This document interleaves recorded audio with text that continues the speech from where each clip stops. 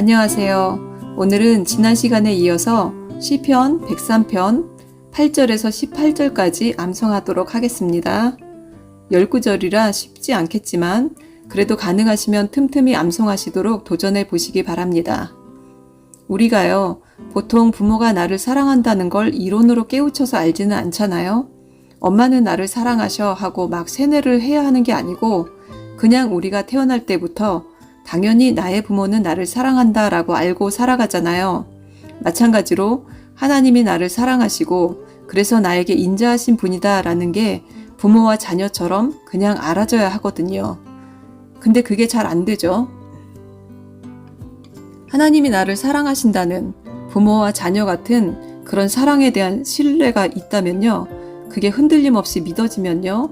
어떤 경우에도 좌절하거나 하나님을 원망하거나 하지 않게 됩니다. 사탄이 우리에게 주는 가장 큰 거짓말은 바로 하나님의 사랑에 대한 확신을 의심하게 하고 흔드는 겁니다. 제가 이 103편의 이 말씀을 외울 때는 몰랐어요. 그냥 너무 평범한 말씀 같았는데 시간이 가면서 제 심령 깊이 어떤 견고한 한 겹의 막이 감싸는 듯한 안정감이 느끼게 되더라고요. 고난이 해결될 듯 하다 또 안 되고 또 연장되고 했을 때에도 그분에 대한 신뢰가 생기더라고요. 그래서 여러분도 꼭 이 8절에서 18절까지 외워보셨으면 좋겠습니다. 이제 8절 봅니다. 여기는요, 그냥 이렇게 외웠어요. 여호와는 자은 노더 인풍이다. 즉, 여호와는 자비로우시며 은혜로우시며 노하기를 더디하시며 인자하심이 풍부하시도다. 처음엔 자은 노더 인풍 자체도 기억이 안 나는데요. 몇 번 반복하다 보면 그나마 자은 노더 인풍이라도 기억이 납니다. 그래서 이 첫 글자들만 따서 더듬더듬 기억해낼 수가 있습니다. 자비로우시며 은혜로우시며 노하기를 더디하시며 인자하심이 풍부하시도다. 저는요, 급하면 하나님 말씀을 가지고 그분께 클레임을 해요. 살짝 대들듯 따지듯이 요구를 해요. 하나님, 자비로우시며 은혜로우시며 노하기를 더디하시며 인자하심이 풍부하신 분이라고 하셨잖아요. 혹시 내가 알지 못하는 죄가 있더라도 나의 죄를 기억지 마시고 나를 불쌍히 여겨주세요. 나를 도와주세요. 자비로우시고 은혜로우시고 노하기를 더디하시고 인자하심이 풍부하신 분이시니까 나를 도와주세요. 이렇게 당당히 말씀으로 클레임을 하는 기도가요. 몇 시간 중언부언하는 기도보다 이 한 번의 기도가 더 빠르고 능력이 있습니다. 자, 9절. 항상 경책지 아니하시며, 그러니까 여호와께서 꾸짖으실 때도 있지만 항상 꾸짖지만은 않는다는 거예요. 참고로 이 NIV 버전이 사실 단어가 좀 옛날 버전이라 어렵긴 한데요. 그래도 오래전부터 들었던 거라 그 후에 나온 다른 번역들은 다 제각각이고 말을 너무 길게 풀어놓고 해서 외우는 게 쉽지 않겠더라고요. 말이 좀 어렵더라도 그나마 짧은 걸 외우는 게 낫지 않을까 싶습니다. 9절. 항상 경책지 아니하시며 항상 꾸짖지 아니하시며로 하셔도 돼요.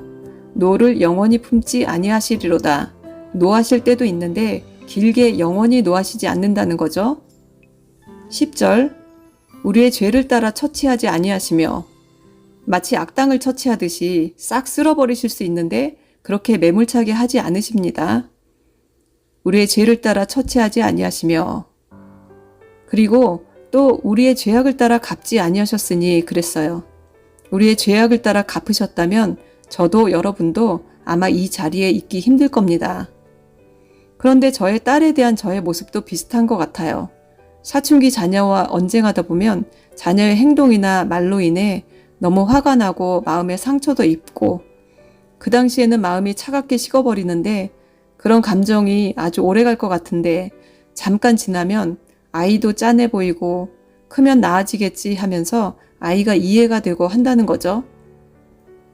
우리 하나님도 법과 규칙을 정해놓고 그대로 우리를 처치하시면 되는데 그렇지 못하신다는 거예요. 왜냐하면 그분은 자은 노더 인풍, 자비로우시며 은혜로우시며 노하기를 더디하시며 인자하심이 풍부하신 분이기 때문인 거죠. 우리의 죄를 따라 처치하지 아니하시며 우리의 죄악을 따라 갚지 아니하셨으니 아니하셨으니 그랬으니까 부연 설명이 나오겠죠. 왜냐하면 인자하심이 크니까. 그 크심의 크기를 하늘과 땅이 높이 떨어진 정도로 비유를 했어요. 하늘과 땅은 위아래로, 양옆으로는 동쪽과 서쪽이 먼 곳으로 표현을 했어요. 11절, 이는 하늘이 땅에서 높음같이 그를 경외하는 자에게 그 인자하심이 크심이로다. 조건이 있는 거예요. 우리가 그분을 경외해야 해요. 죄를 짓더라도 하나님을 경외하는 걸 멈추면 안 돼요. 경외한다는 게 존경하면서 두려움을 갖는 건데요. 우리의 삶 가운데 그분의 존재를 항상 크게 인정하는 겁니다. 그래서 죄의 유혹 앞에 갈등할 때에도 하나님이 기뻐하시지 않는데 하나님이 날 어떻게 생각하실까 하면서 그분의 존재를 의식해야 죄를 짓고 나서도 결국은 회개할 수가 있는 겁니다. 그분을 경외해야 합니다. 그래야 그분의 인자하심의 은총을 받습니다. 그를 경외하는 자, 자기를 경외하는 자, 반복되는 말들입니다. 우리의 죄악을 따라 갚지 아니하셨는데 그건 하늘이 땅에서 높음 같이 그를 경외하는 자에게 그 인자하심이 크신 것과 같다는 거예요. 12절 말씀, 동이 서에서 먼 것 같이 우리 죄가를 우리에게서 멀리 옮기셨으며 동과 서가 멀리 떨어진 것만큼 우리 죄가를 우리에게서 멀리 옮기셨대요. 우리의 죄 지은 것들, 쌓여있는 것들을 멀리 옮기는 걸 생각하시면 될 것 같아요. 그 다음에 13절, 이번엔 아비가 자식을 불쌍히 여김같이, 아까 얘기했듯이 부모의 모습이에요. 마찬가지로 여호와께서도 불쌍히 여기신대요. 누구를요? 네, 또 나왔죠? 자기를 경외하는 자를. 자기를 경외하는 자를 불쌍히 여기신대요. 무엇처럼요? 아비가 자식을 불쌍히 여긴 것 같이. 아비가 자식을 불쌍히 여김 같이 여호와께서 자기를 경외하는 자를 불쌍히 여기시나니.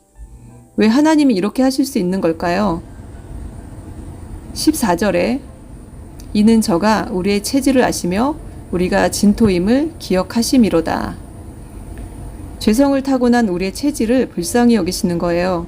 죄와 우리가 하나라서 우리 피에 아예 섞여 있어서 우리 인간은 피에 따라 모든 게 결정이 됩니다.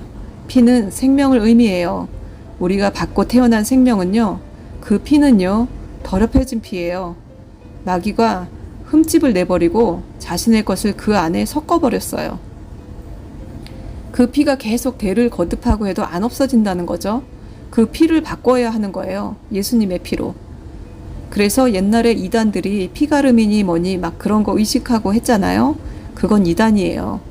우리는 예수님을 믿겠다고 고백하고 결단하면 예수님의 거룩하신 피로 덮여버리는 겁니다. 하나님의 양자로 들여져서 하나님의 자녀로 신분이 바뀌어버립니다. 우리의 체질을 아시며 우리가 진토임을 기억하심이로다. 하나님이 그분의 호흡을 불어넣어 주시기 전에 우리는 그냥 한 줌의 흙이었어요. 짐승의 오물이나 받아내는 흙이었다는 겁니다. 하나님을 모르는 사람들은 심하게 가면요, 진짜 짐승과 똑같이 됩니다. 며칠 전 월마트를 갔는데 제 앞에 체격이 큰 백인 남자가 걸어가는데 뒤쪽 종아리에 정말 적나라한 마귀 얼굴을 아이 머리만한 종아리에 타투로 새겨놓은 거예요. 걸어가는데 고스란히 그걸 뒷사람이 보게 되더라고요. 정말 혐오스러운 마귀 얼굴인데 그들은 그게 자기들의 신같이 멋있게 보이는 거죠. 기억하세요. 하나님의 호흡이 없다면 우리는 죄의 체질을 갖고 있는 거예요. 그저 한 줌의 흙일 수 있다는 겁니다. 하나님의 영을 받고 나서도 우리의 옛사람이 하던 게 자꾸 나온다는 거예요. 그때마다 하나님은 맞아, 얘가 죄의 체질을 가졌었지, 기다려주자 그러신다는 겁니다. 이는 저가 우리의 체질을 아시며 우리가 진토임을 기억하심이로다. 15절 말씀, 인생은 그날이 풀과 같으며 그 영화가 들의 꽃과 같도다. 풀과 꽃 아름답죠. 화려하기도 하죠. 근데 부질없는 겁니다. 왜냐하면 바람이 한번 훅 지나면 없어지는데 거기에 있었던 흔적도 찾을 수 없게 다시 알 수 없게 된다는 겁니다. 그렇게 부질없이 유한한 것이라는 거죠. 우리의 삶이. 인생은 그날이 풀과 같고 그 영화가 들의 꽃과 같은데 그것은 바람이 지나면 없어지고 그곳이 다시 알지 못한다 그랬어요. 15, 16절 인생은 그날이 풀과 같으며 그 영화가 들의 꽃과 같도다. 그것은 바람이 지나면 없어지나니 그곳이 다시 알지 못하거니와. 17절 여호와의 인자하심은 자기를 경외하는 자에게 영원부터 영원까지 이르며 그의 의는 자손의 자손에게 미치리니. 여호와의 인자하심 이 말과 자기를 경외하는 자, 그를 경외하는 자 이렇게 같이 갑니다. 여호와의 인자하심이 얼마나 길대요? 영원부터 영원까지. 그분의 의는 자손의 자손에게 이어지는데 어떤 사람한테요? 자기를 경외하는 자에게. 여호와의 인자하심은 자기를 경외하는 자에게 영원부터 영원까지 이르며 그의 의는 자손의 자손에게 미치리니. 다른 거 다 필요 없고요. 하나님은 인자하시고 의로우신 분이시다. 그것만 기억하세요. 이 두 가지의 성품에서 하나님의 모든 면모와 능력과 계획이 다 나오는 거거든요. 인자하시기 때문에 우리를 끝까지 버려두지 않으시고 결국은 구원하시고 의로우시기 때문에 불쌍한 우리를 불의한 악의 세력에서 건져내시고 죄를 멸하시고 하시는 겁니다.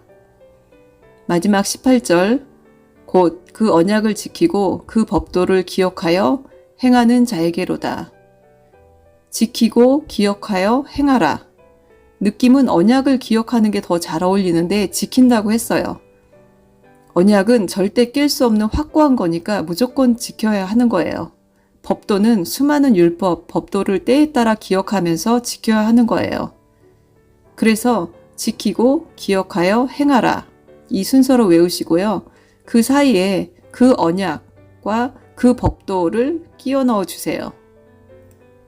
그 언약을 지키고 그 법도를 기억하여 행하는 자에게로다. 이제 8절부터 18절 전체를 암송해 봅니다.